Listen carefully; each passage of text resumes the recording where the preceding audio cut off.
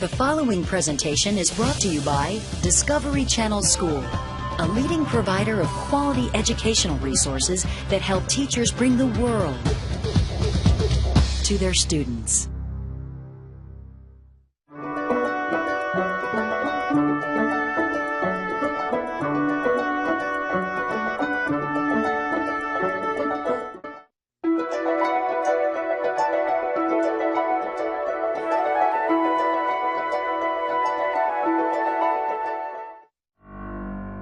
Europe lies in the northern hemisphere, and it is the second smallest continent.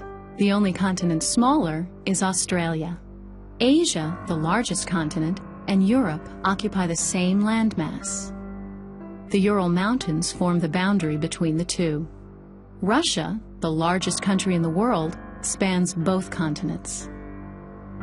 Europe is bordered by water: the Arctic Ocean to the north, the Atlantic Ocean to the west, and the Mediterranean, Black, and Caspian Seas to the south. Europe also includes many islands, including the British Isles and Iceland.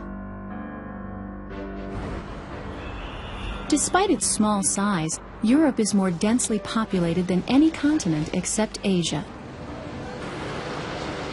Most European countries are highly urbanized, and some of the world's most historic cities are found here. London, England, Paris, France, Rome, Italy, Berlin, Germany, Athens, Greece, and Moscow, Russia, to name a few. Humans have populated Europe for tens of thousands of years because it has a largely favorable geography. About a third of the continent is arable, or good for farming, a much higher percentage than on most other continents. And its northern forests offer ample timber resources. The climate is generally mild, in part because the warm Gulf Stream current flows from the Gulf of Mexico and along Europe's western coast. Large rivers course through the continent, providing important channels for transportation and trade. These rivers include the Danube, the Rhine, the Elbe, the Rhone, and Europe's longest river, the Volga. Europe has relatively low elevations, except for the Alpine mountain system that runs west to east. These mountains, the Carpathians, Balkans, Alps, and Pyrenees, form a natural barrier between northern and southern Europe. Northern Europe is cooler, wetter, and more heavily forested than the south. Scandinavia and northern Russia, both reaching above the Arctic Circle, have large stretches of permanently frozen subsoil called tundra. The south, sheltered from northern winds by the mountains, is drier and warmer. The Mediterranean region has a warm subtropical climate.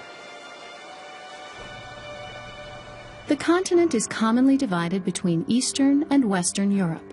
Many of the countries in Eastern Europe, along with Russia, were once part of the Soviet Union. Russia is almost twice as large in area as the United States or China, stretching 4,800 miles along the Arctic Circle from Europe to the Pacific Ocean.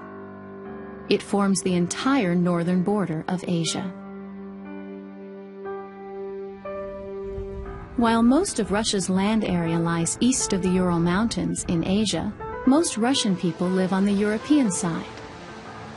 That's because Asian Russia, or Siberia, is one of the least hospitable places on Earth, with its long, severe winters and recorded temperatures of 90 degrees below zero Fahrenheit.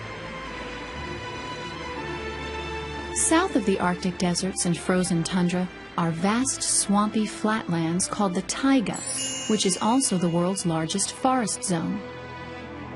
The taiga is a belt of mostly coniferous, or needle-bearing, evergreen trees, which begins in Scandinavia and covers much of Siberia. The taiga is the primary source of Europe's timber. Unlike most of Europe, Russia is rich in mineral resources, especially oil, coal, natural gas, and iron.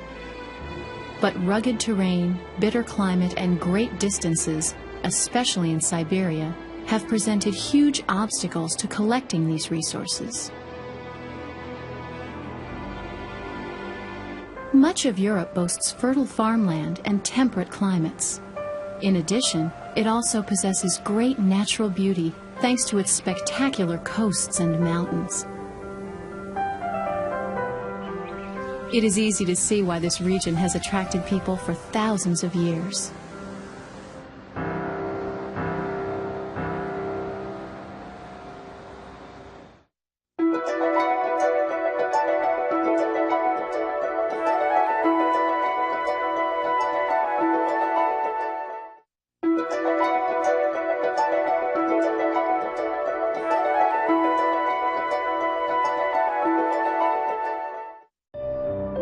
Most of Western Europe is a peninsula surrounded by the Arctic and Atlantic Oceans, the North Sea, and the Mediterranean Sea.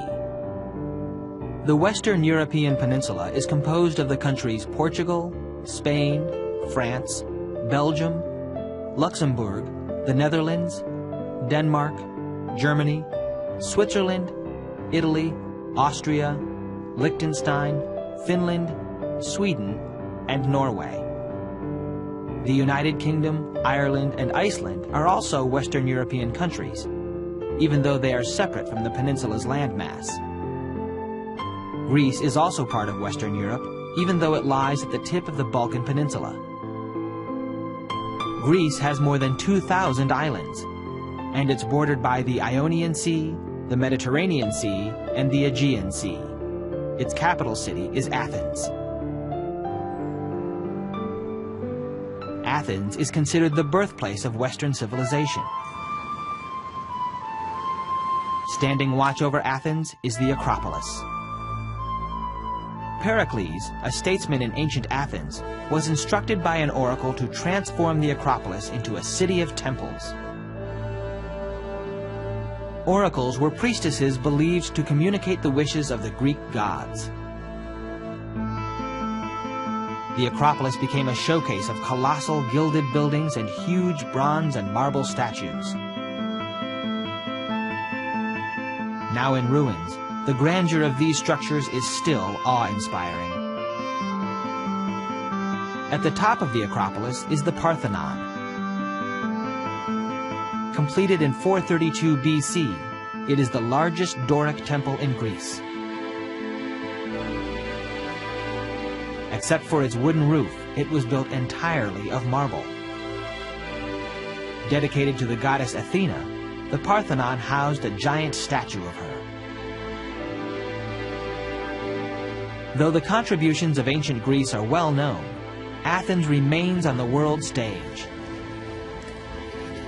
As the capital of Greece and a center of Western European culture, Athens hosted the 2004 Olympic Games.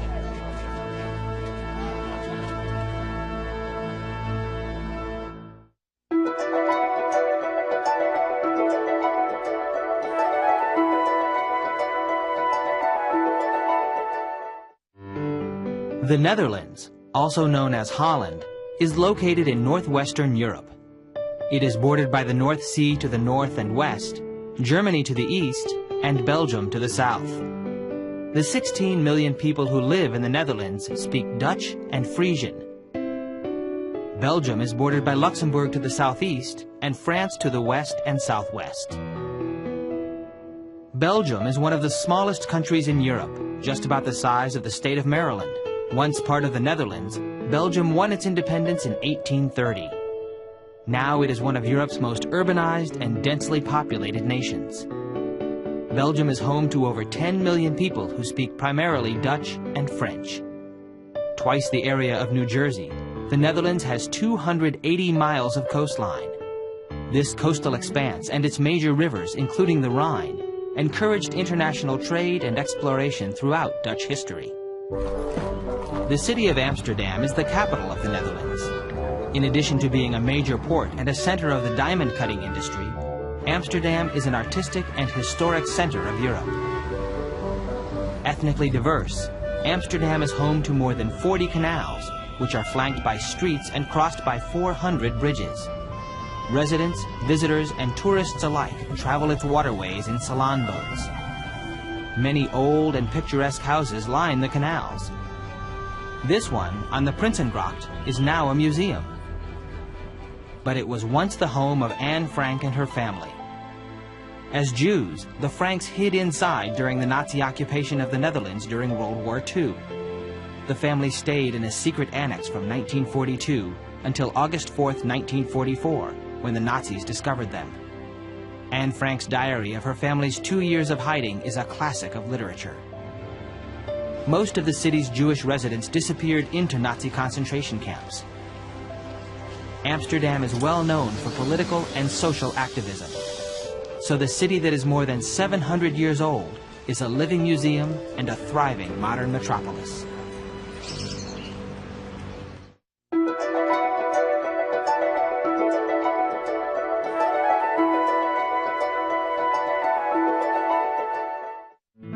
Spain and Portugal make up the Iberian Peninsula, the region in the extreme southwest of Europe. Slightly more than twice the area of Oregon, Spain is bordered by the Atlantic Ocean to the northwest and the Bay of Biscay to the north, France to the northeast, Gibraltar to the south, the Mediterranean Sea to the south and southeast, and Portugal on the west. The Canary Islands, the Balearic Islands, and Ceuta and Melilla also are part of Spain. Spain's capital, Madrid, is located in the center of the country, which is home to more than 40 million people. Portugal is just smaller than the state of Indiana. The country is home to over 10 million people, most of whom speak Portuguese. Lisbon, Portugal's capital, is located on the westernmost point of continental Europe. Lisbon is a beautiful natural harbor. The city has a history extending back 2,000 years. During the 15th and 16th centuries, Portugal experienced a golden era of sea exploration, building Europe's first maritime empire by establishing colonies around the world. Lisbon was transformed into the opulent capital of a vast global empire. In 1755, a massive earthquake reduced the city to rubble. But some of its castles and former splendor are visible today. Every June, the streets of Lisbon burst alive with feasts in honor of popular saints.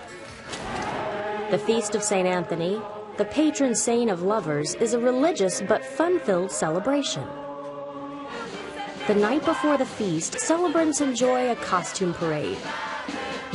Multicolored paper lanterns, streamers, and banners line the parade route. Bonfires glow and food is abundant. Grilled sardines are part of a popular meal. On the day of the feast, many couples marry.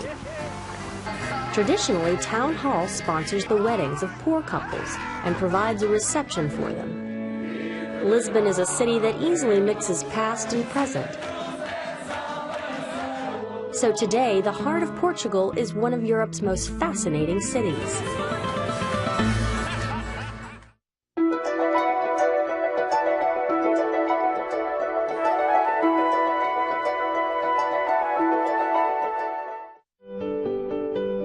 Switzerland is located in Central Europe. It is bordered by France to the west, Germany to the north, Austria and Liechtenstein to the east, and Italy to the south. Switzerland is a small country, just a little larger than the state of West Virginia. Its physical geography is dominated by the Alps and Jura Mountains. Bern, the capital, is located in the west-central region.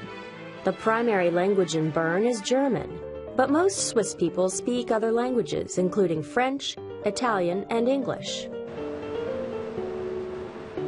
They also speak the language of chocolate. Chocolate starts with the beans of the cacao tree. South American Indians first used the beans to make a bitter drink. Conquering Spaniards tried the drink, sweetened it with cinnamon and vanilla, and introduced it to Europe. François-Louis Callier opened a chocolate factory in Switzerland in 1819 and produced the first bar of chocolate. His factory is still in use today.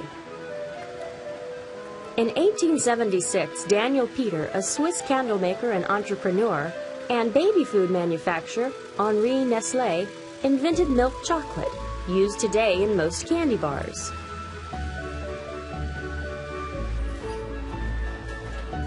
The Swiss eat more chocolate per person than anyone else in the world. On average, 27 pounds a year. But the Swiss also export their chocolate to the rest of the world, making it an important part of their economy, in addition to its important place in Swiss history.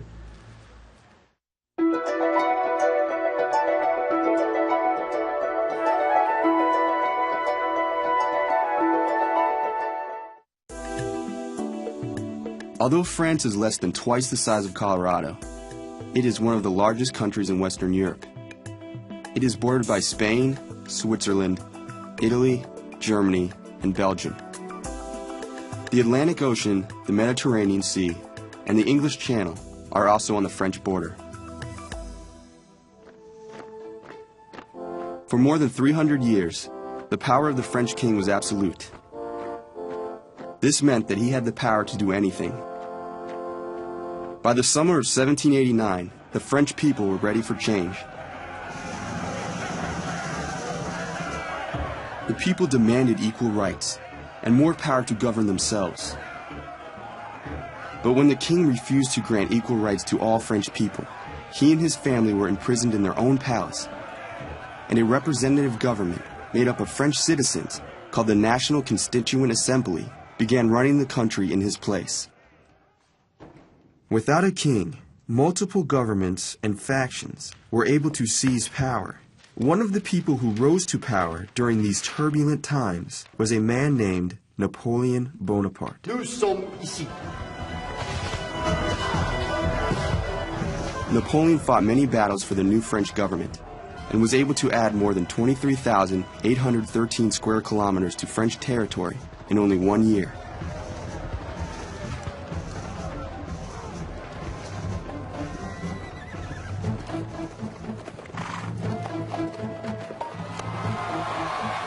He finally returned to lead the French people in a revolt against their new government on September 4th, 1797, and became leader of France on November 9th, 1799. As leader, Napoleon kept Paris the center of France's government. He also created the Bank of France and the Napoleonic Code, the first modern set of laws in France made without a king. Napoleon wanted to rule all of Europe and beyond. His first step was to make himself Emperor of France on December 2nd, 1804. Next, he would lead an army of 600,000 soldiers into Eastern Europe and destroy anyone who stood in his way.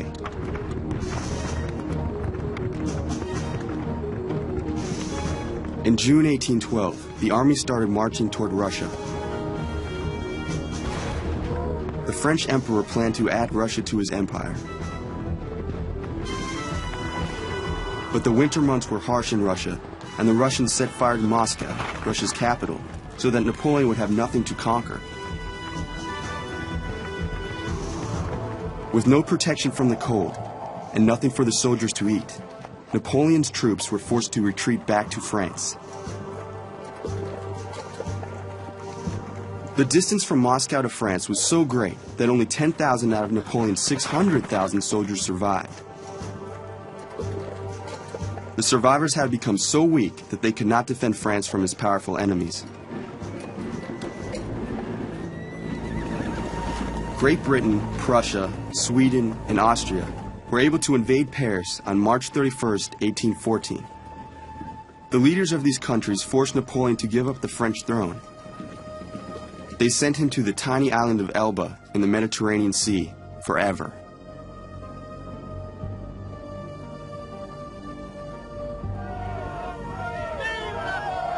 Napoleon was beaten, but not defeated.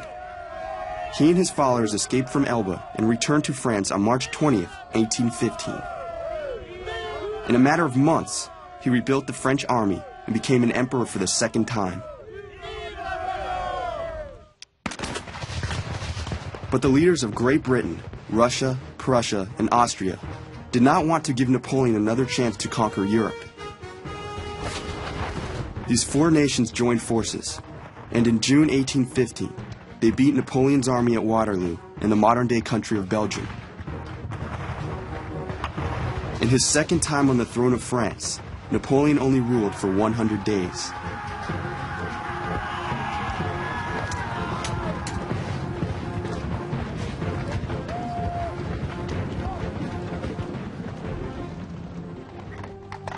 On June 22, 1815, the Allies forced Napoleon to give up the French throne for good and sent him to the island of St. Helena in the South Atlantic Ocean for the rest of his life.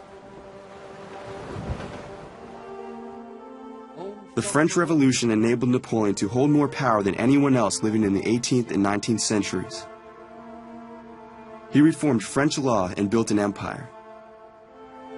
But instead of spreading the revolution's message of liberty and equality, he tried to control the destinies of other countries and rule their people.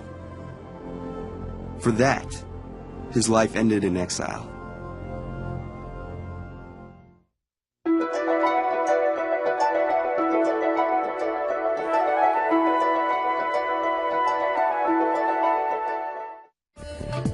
The Federal Republic of Germany is in the center of Europe and is bordered by the Netherlands, Belgium, Luxembourg, France, Switzerland, Austria, the Czech Republic, Poland, Denmark, the Baltic Sea, and the North Sea.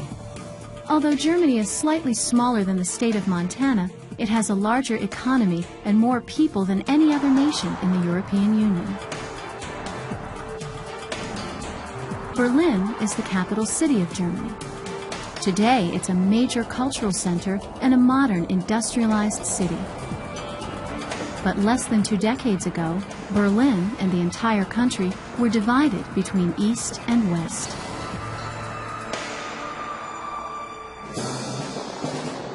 After its defeat at the end of World War II in 1945, Germany was split into East and West Germany. The United States, the United Kingdom, and France controlled West Germany. The communist forces of the Soviet Union controlled East Germany. The former Nazi capital of Berlin, located in East Germany, was also divided. The Western powers got West Berlin, the Soviets got East Berlin. After the war, the Western powers sent a lot of money and equipment to West Berlin, and it prospered. West Berlin turned into a rich island city inside East Germany. But the rest of communist East Germany was poor, and its people had harder lives than their West German neighbors. Frustrated, millions of East Germans defected to West Berlin in search of a better life. To stop these defections, where people leave one country to live in another, East Germany made traveling to the West illegal. And they built the Berlin Wall in August 1961 to keep the rest of the East Germans from leaving. Their city had been cut in two. In the early days, there were still a few weak points in the wall. East Berliners who have apartments facing the border take the long chance when they get orders to leave their homes for the interior. While an East German guard attempts to yank her back to prison, West Berliners pull her to a fire net and freedom. The East Germans soon blocked and demolished homes and buildings along the border. The East and West built up troops on opposite sides of the wall, and it became one of the front lines in the Cold War between the capitalist democracies of the West and the communist countries of the Eastern Bloc. The wall stood for the next 30 years. Thousands of East Germans managed to get past the wall over that time. But thousands were also caught and imprisoned, and hundreds were killed trying to escape East Germany. The wall finally came down in 1989. East Germany's Communist Party was thrown out of power following months of anti-government protests. Since the wall came down, Germany has tried to bring Eastern productivity and wages up to Western standards. There are still many things dividing the East and West German people, differences in lifestyle, in wealth, and political beliefs. But now that the Berlin Wall is gone, one of the biggest obstacles dividing them is gone too. And a reunited city of Berlin is once again the capital of a reunited Germany.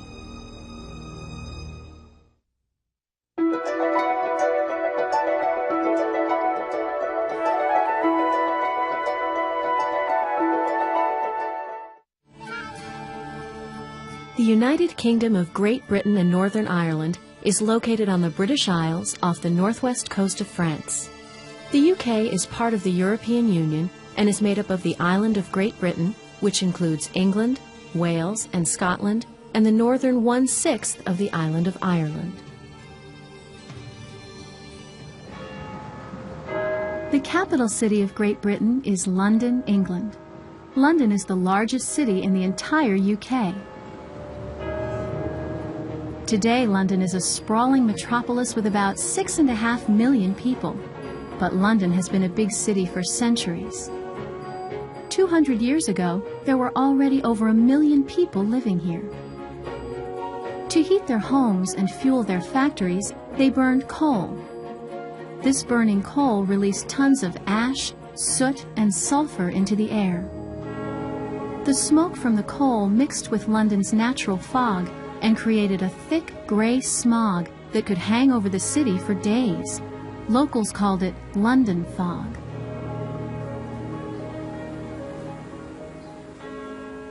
The smog even made its way into the literature of the day. In his 1853 novel Bleak House, Charles Dickens wrote about an unhealthy fog he called a London particular, or characteristic of London.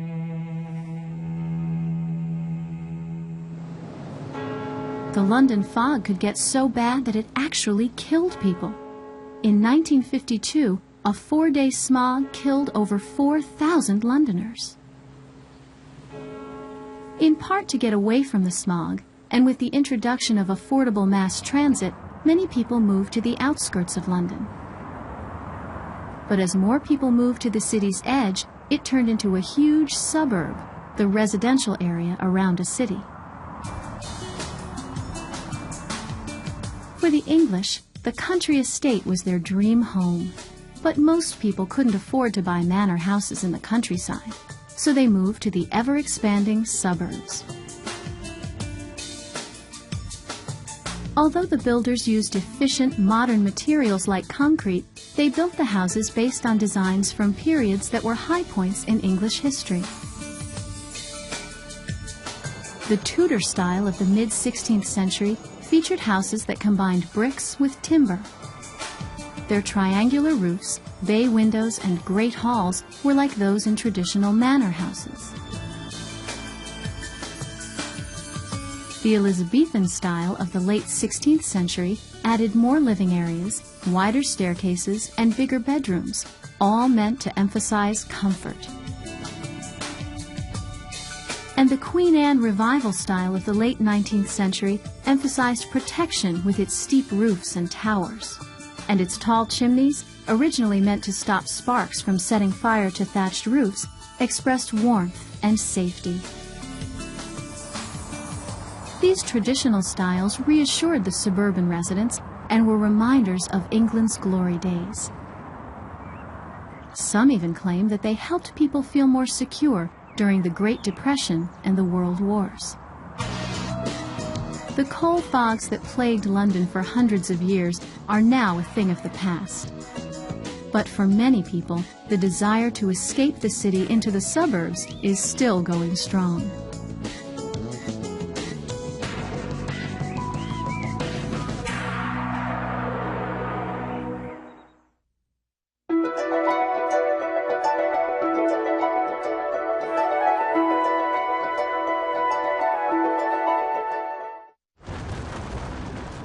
Around the 8th century BC, the Peloponnesus region in southern Greece was invaded by soldiers from the north. These invaders established a new city, Sparta, and their neighbors soon came to fear them. Sparta's warriors were so fierce, the city didn't need walls for protection. Other nations wanted Peloponnesus, a fertile valley sheltered by mountains. The threat of invasion from the Persian Empire and others was constant.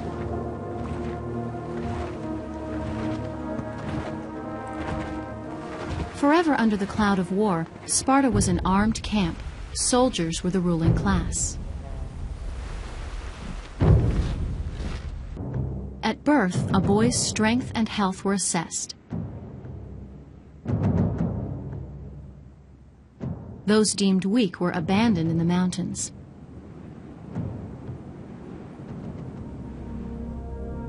Those judged fit were taken from their mothers at age 7 to begin military training. At 20, he was made a soldier and joined a platoon.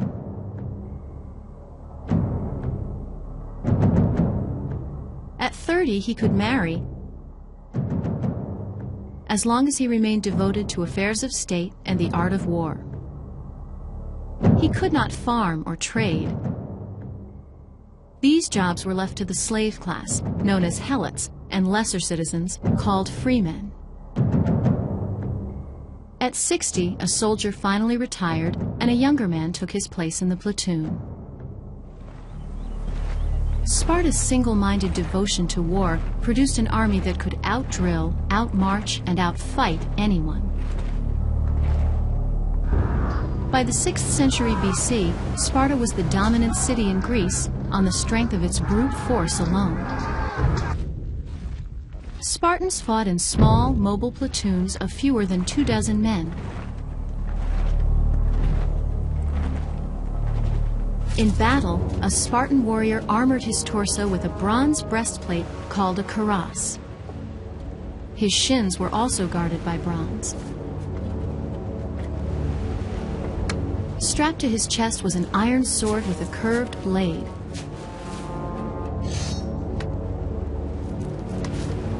A crested bronze helmet that exposed only his eyes protected his head.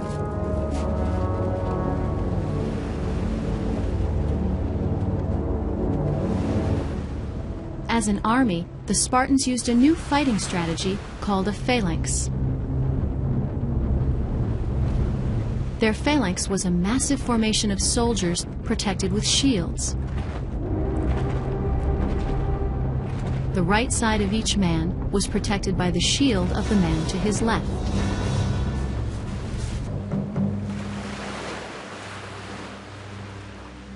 Sparta produced soldiers who could endure any hardship and confront death without fear.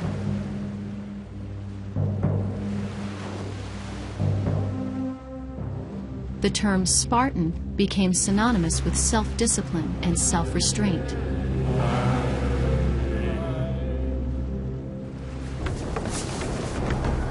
But centuries of fighting took their toll on Sparta.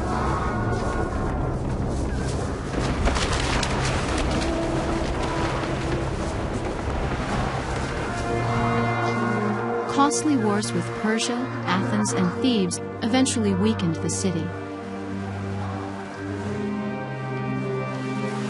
In the 4th century BC, Philip II of Macedon, father to Alexander the Great, conquered the region as part of his campaign to become master of Greece.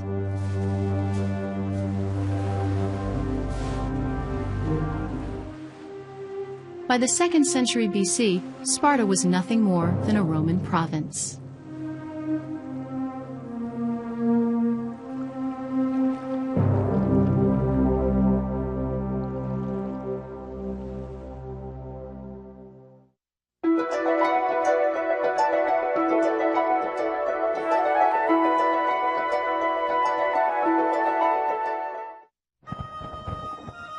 Italy is on a boot-shaped peninsula in southern Europe along the Mediterranean Sea. It's bordered by France, Slovenia, Austria, and Switzerland, and the Ligurian, Tyrrhenian, Ionian, and Adriatic seas. Italy also surrounds the independent state of Vatican City and the tiny republic of San Marino. The city of Rome is in the middle of Italy. Rome is Italy's capital and its largest city. Rome is an ancient city and one of the great symbols of European civilization. From its humble beginnings as a collection of farms along the banks of the Tiber River, the city of Rome grew into one of the world's greatest empires.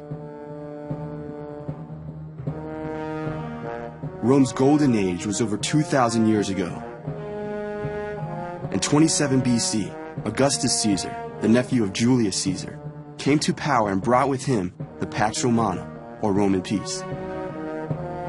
The Pax Romana was a 200-year period where Rome wasn't at war with anyone. The Roman Empire thrived during this time and grew as large as it would ever be. It covered an area stretching from modern-day Scotland all the way to modern-day Syria and Armenia. Roman legions protected trade routes on newly built roads, and the Roman fleet ruled the seas. Grain, gold, exotic animals, and other riches flooded into Rome from the foreign lands it had conquered, and Roman citizens moved freely throughout the empire, spreading the Latin language, a common Roman coinage, and their Roman architecture and culture. Ancient Rome was a city of over 1 million people. That number of people living in one place was unheard of at that time. Roman technology helped the city grow that large. An ingenious system of aqueducts brought fresh water to Rome's people. And a complex sanitation system kept the streets clean and limited the spread of disease, a serious problem in other cities back then. They even had police and fire brigades patrolling the streets.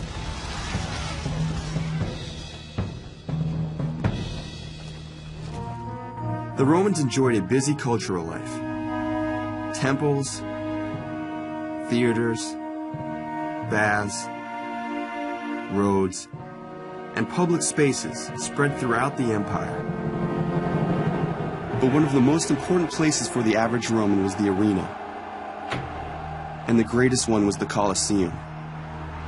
To keep the people happy, the emperor held spectacular contests there. Some of the contests were battles between gladiators, who were usually trained slaves or prisoners. Other events had men fighting against wild animals shipped to Rome from throughout the empire. The arena could be flooded for sea battles. The games reflected the ideals of the Roman people. The gladiators displayed Roman courage and military strength. The exotic animals showed how far the empire reached. The games proved that Rome and the emperor controlled not only the lives of people, but nature itself.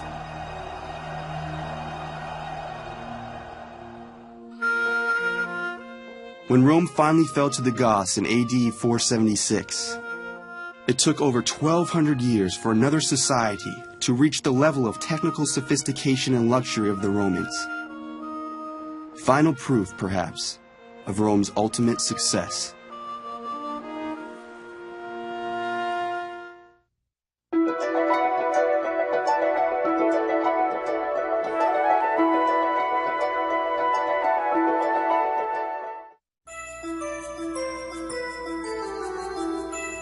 The Kingdom of Sweden is located in Northern Europe on the eastern part of the Scandinavian peninsula.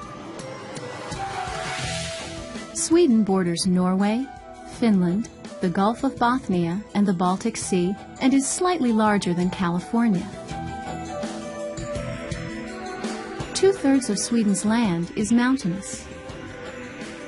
Because of this, most of Sweden's nearly 9 million people live in the low-lying southern third of the country.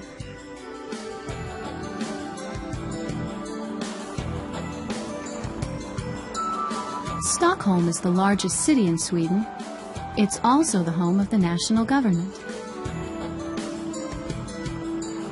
Although Sweden was a military power during the 17th century, it hasn't participated in a war in almost 200 years.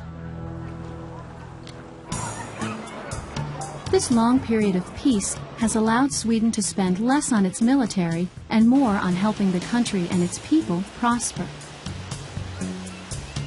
Sweden has developed a high-tech capitalist system that provides extensive welfare benefits to its people.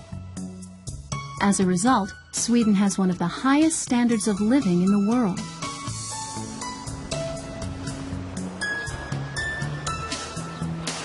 But these benefits don't come cheaply.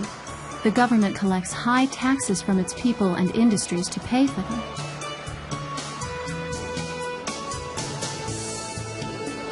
One of the industries that gives the Swedish government some of this much-needed tax money is forestry. About 65% of Sweden is covered by forest. It has so much wood that the timber industry can supply all of Sweden's needs and have enough left over to make forestry products one of Sweden's top exports. Because the country has been so stable and successful for so long, it hasn't needed to overexploit its natural resources to earn money. Unlike many other timber-producing countries, Sweden works hard to make sure its logging industry cuts down trees responsibly. Even 100 years ago, the government passed strict rules to make sure that too much of the forest was not cut down. Today, the forestry industry actually plants more trees than it cuts down. The Swedes see their forests as much more than a way to earn money. Sweden was the first country in all of Europe to create a national parks system back in 1909. The Swedes celebrate many nature-related festivals and holidays.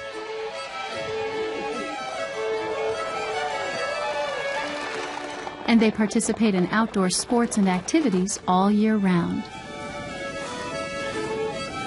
The government even created a national hiking fitness test back in the 1930s.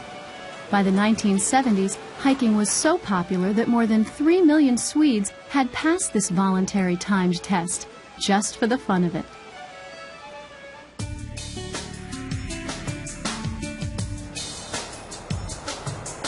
The natural environment has always been important to the Swedish way of life.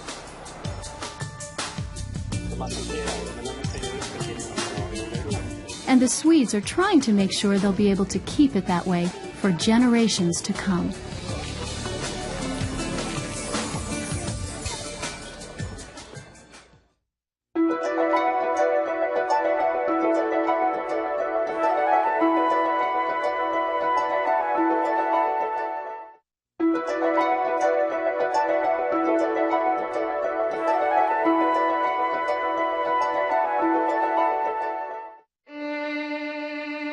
Eastern Europe consists of the following countries: Estonia, Latvia, Lithuania, Belarus, Poland, the Czech Republic, Slovakia, Ukraine, Slovenia, Hungary, Romania, Moldova, Croatia, Bosnia-Herzegovina, Serbia and Montenegro, Albania, Macedonia, Bulgaria, and Russia.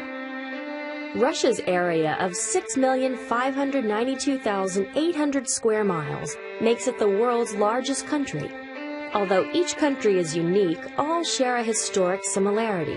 Each spent a period of recent history under the control of another country, either the former Soviet Union or Yugoslavia. The country of Poland lies at the physical center of the European continent. Throughout history, it was an important trade route between East and West. But because of its location, Poland was often the front line in conflicts. Its borders have changed many times. From 1945 until 1989, Poland was controlled by the Soviet Union. When Soviet authority collapsed, Poland became independent and established a democratic government. Poland, like the rest of the countries in Eastern Europe, began to rebuild its economy with social and economic reforms. The capital of Poland, Warsaw, was nearly destroyed during World War II. Poles have rebuilt their city, and today its skyline is dotted with modern buildings. Krakow, the third largest city in Poland, didn't experience the destruction of war, and its grand historic architecture is well known. Today, optimism about the future of Eastern Europe is evident in the resilient people of this region.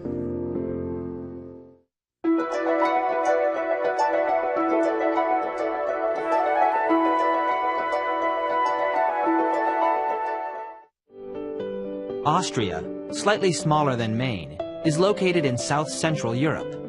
It is bordered by Switzerland and Liechtenstein to the west, Germany and the Czech Republic to the north, Italy and Slovenia to the south, and Slovakia and Hungary to the east. Most of Austria's 8 million citizens speak German. The capital of Austria is Vienna.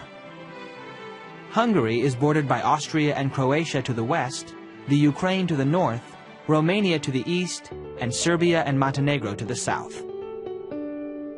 The capital of Hungary is Budapest, located along the Danube River. Most of the 10 million people who populate Hungary speak Hungarian. Austria is a small, landlocked nation. Mountains and forests make up most of its landscape, and it also has many lakes, among them Lake Constance in the west and Neusiedler Lake in the east. The Habsburg dynasty ruled Austria from 1278 to 1918. These rulers built many of the ornate buildings that stand in Vienna today. Vienna has long been a musical city. Beginning in the 17th century, Vienna became famous for the waltz, a ballroom dance. But many familiar waltz melodies came from yodeling, a type of singing in the Alpine region of Austria. The waltz became popular across Europe and in the United States. Haydn, Mozart, Beethoven, and Schubert lived in Vienna, where they composed their well-known classical works. The Vienna Boys Choir may be more historic than the waltz. It was founded in 1498. Today, almost 250 children live, study, and rehearse in the Augarten Palais, a school in a Baroque palace. At the age of 10, the most talented boys are selected to join the choir. In addition to singing in Vienna on Sundays, the ensemble performs throughout the world. In Vienna, the old lives in harmony with the new. Tourism in this historically rich musical city is a big industry. In fact, the number of visitors Vienna receives each year is higher than its population.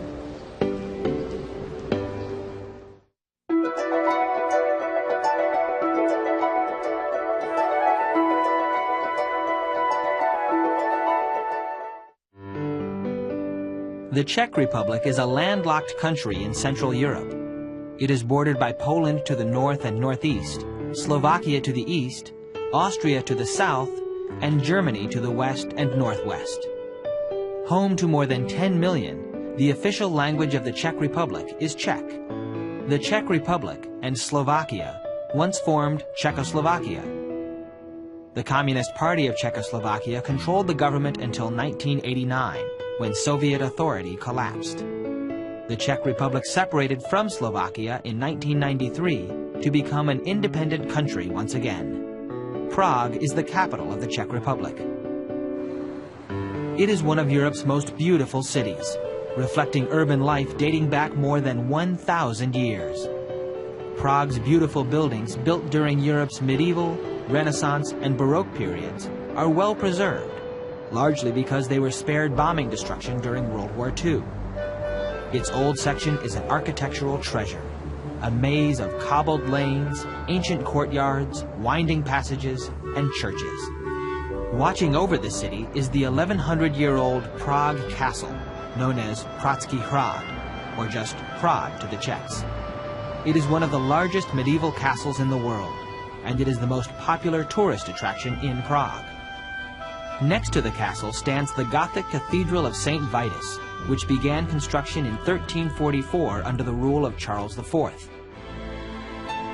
This king built the Charles Bridge as well as other Prague landmarks.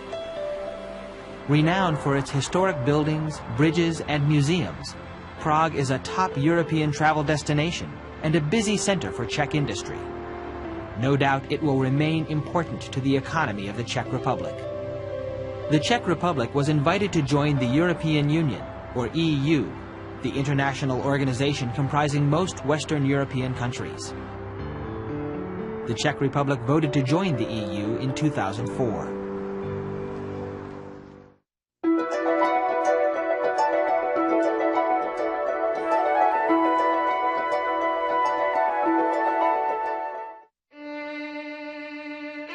Belarus, Lithuania, Latvia, and Estonia are countries in Eastern Europe. All four countries share a common history. Each was once part of the former Soviet Union.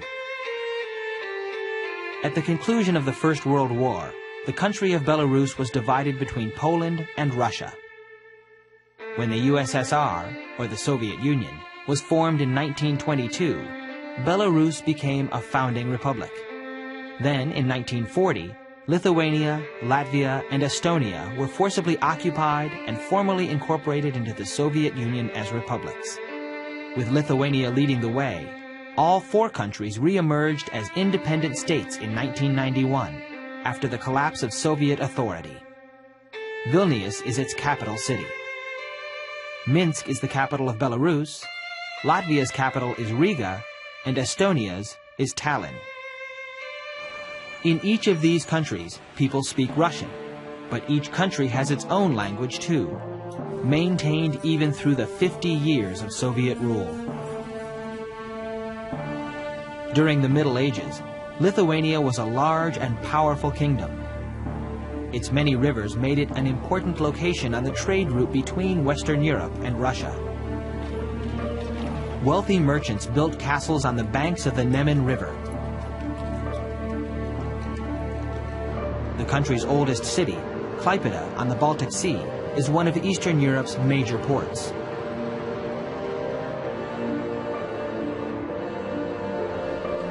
Most Lithuanians live in cities, but they enjoy outdoor activities during every season. The primary religion in Lithuania is Catholicism.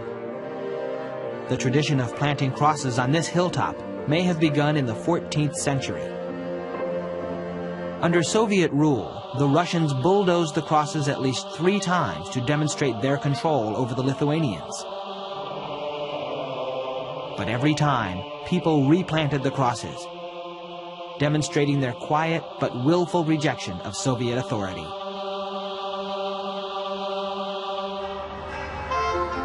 As in other Eastern European countries, the people in Lithuania are proud to live in independent states.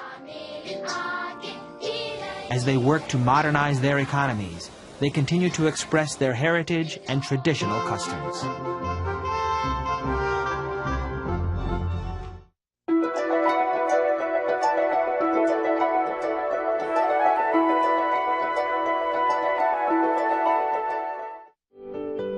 The Balkan Peninsula is the easternmost of Europe's 3 peninsulas. The Balkan countries include the countries of Slovenia, Croatia, Bosnia-Herzegovina, Serbia and Montenegro, Macedonia, Albania, Bulgaria, Romania, and Moldova. Throughout history, the Balkan Peninsula has been a crossroads of Europe and Asia, equally influenced by each. The word Balkan is Turkish for mountain, which makes a lot of sense. The mountainous terrain in the west, the Dinaric Alps, extends along the Adriatic coast. And in the south, the Balkan and Rhodope mountain ranges stretch east-west across Bulgaria. The Julian Alps and the Carpathian Mountains line the Balkans in the north through Romania. Romania is home to historic medieval towns and majestic castles. Many visitors are drawn to Bran Castle, also known as Dracula's Castle. Dracula, the novel written by Bram Stoker in 1897, is based on the reign of a terrible prince, Vlad Tepes, who ruled Wallachia, now present-day Romania, during the mid-15th century. The prince was a harsh and unforgiving ruler of the land, known for his cruelty. Tepes ruthlessly punished those who crossed him, often executing them in public. While there are no direct links between Bran Castle and the cruelties of the prince, it is believed that Stoker located his story at this site. In his book, Dracula was a vampire. The tale of the vampire, a living, blood-sucking corpse, is primarily a Slavic and Hungarian legend that began around 1730. Many believe that the tales of the evil prince evolved into the Balkan Peninsula story of the vampire, told and retold throughout history. The region's mountainous terrain, dense forest, and imposing castles may have inspired this lasting legend.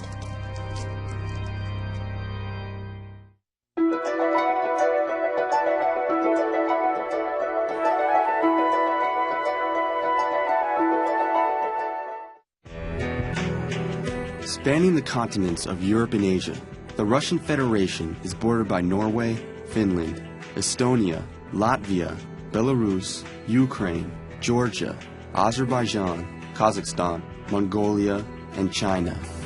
At nearly twice the size of the United States, it's the largest country on the planet. Russia is so big, it covers 11 time zones. Russia used to lead a collection of communist countries that included many of its current neighbors. This collection was called the Union of Soviet Socialist Republics, or USSR. The city of Moscow was the capital of the USSR and the ultimate symbol of communist power. But after struggling with economic and political problems for years, the USSR collapsed in 1991.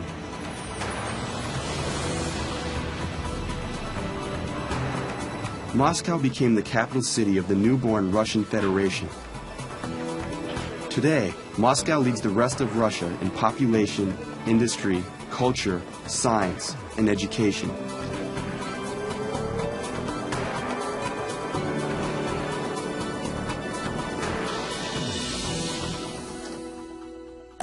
Under communism, the factories and machines that produced the country's goods were owned by the government. The government decided what and how much of everything was produced. But the leaders of the new Russian Federation adopted a democratic political system and a market economy. A market economy is not controlled by a central authority. Capitalism works on a market economy. The Russian people are now allowed to own some businesses and are free to produce and buy and sell what they want. But change has been slow in Russia. The Russian Federation still depends largely on selling off its natural resources to make money. 80% of Russian exports are oil, natural gas, metals, and timber. And Russia still relies on the same outdated machinery and work practices that they have used for decades. But 1991 did bring some major changes. Western businesses have now come to Russia. The urban landscape has been transformed. New hotels, banks, and other businesses have been drawn to Russia now that the country is open to private investment. Russians can now buy many of the things people in the West take for granted. The religious landscape has changed as well. Under communism, religion was discouraged. But now people can express their beliefs more freely, and religion is becoming more widespread. Today, Russia has about 60 million members of the Russian Orthodox Church, as well as followers of Islam, Buddhism, Judaism, and other religions. More changes are likely if Russia can keep up its recent economic growth and political reforms. But for now, the most important things to the new Russia are the same things that were important to the old one. Its workers, its factories, and its traditions.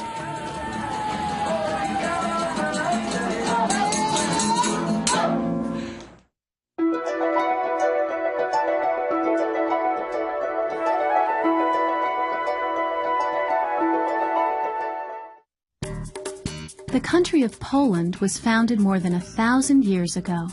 Poland's size has changed many times, but today the country, which is only slightly smaller than the state of New Mexico, is bordered by Germany, the Baltic Sea, Lithuania, Belarus, Ukraine, Russia, the Czech Republic, and Slovakia. The country was a home to different ethnic groups for hundreds of years, including Germans and Jews from across Europe. Jews first arrived in Poland in the 13th century because they were being treated unfairly in some Western European countries. Here they had the right to practice their religion, own property, and make their own laws. Over time, more Jews left Western Europe to live in Poland. Jewish people were a minority, or a small group, in Poland. Many lived in small villages called shtetls. Farmers, business people, and professionals lived and worked in Poland's shtetls and prayed in the village synagogues.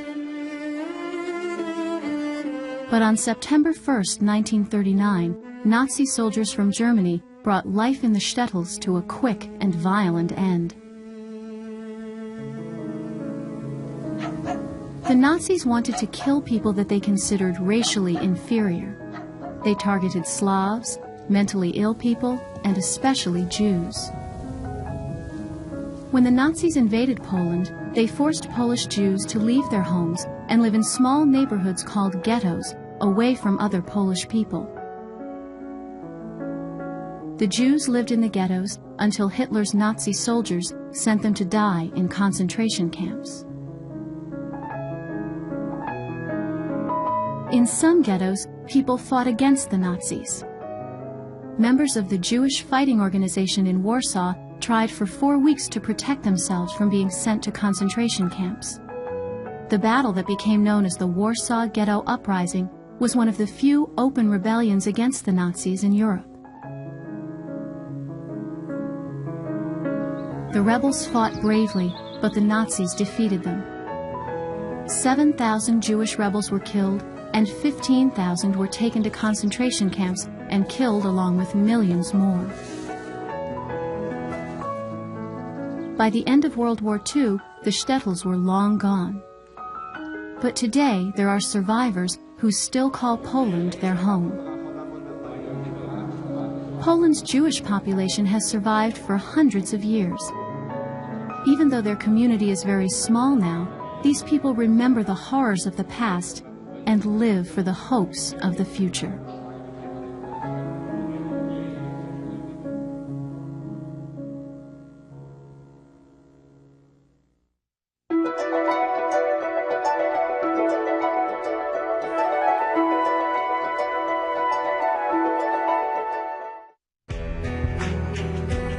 Ukraine is one of the largest countries in Eastern Europe, yet the entire country is slightly smaller than the state of Texas.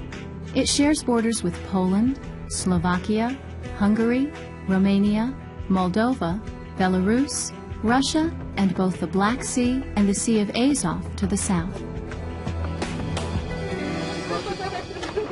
Even though people have lived in the Ukraine since the time of the Greeks and Romans, the country just became independent in 1991. Before 1991, this country was a part of the former Soviet Union. People around the world called the Ukraine the breadbasket of the Soviet Union because of its rich farmland. This country's meat, milk, grain, and vegetables have long been sold throughout Eastern Europe and Russia. Though many Ukrainians live in the countryside and work in the agricultural industry, more than half of the Ukraine's 48 million people live in its cities. This includes Ukrainians, Russians, and people of many other Eastern European ethnicities. Many Ukrainians have jobs in the country's banks, restaurants, factories, and farms, but roughly 1/3 of the nation's people live in poverty. And many of the Ukraine's industries are in desperate need of modernization. On April 26, 1986, the aging Chernobyl nuclear power plant exploded. particles of radioactive dust spread over northern Ukraine and its neighboring countries. The radiation contaminated everything near the reactor.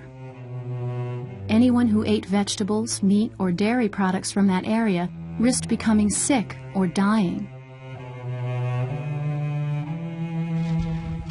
Some of Ukraine's farms remain too radioactive to grow food safely, so farmers must grow grain and raise animals on contaminated soil or on the limited supply of land that has not been contaminated.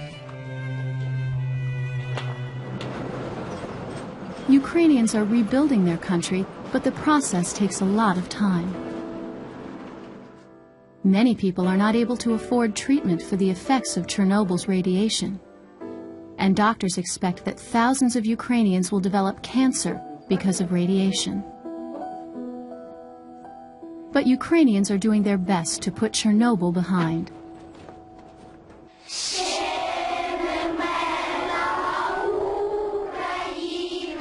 Ukrainians are not living in the past.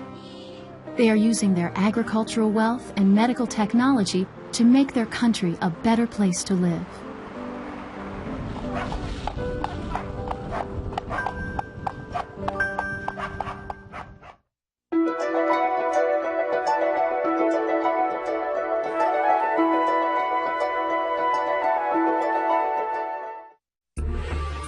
Serbia and Montenegro is located in southeastern Europe.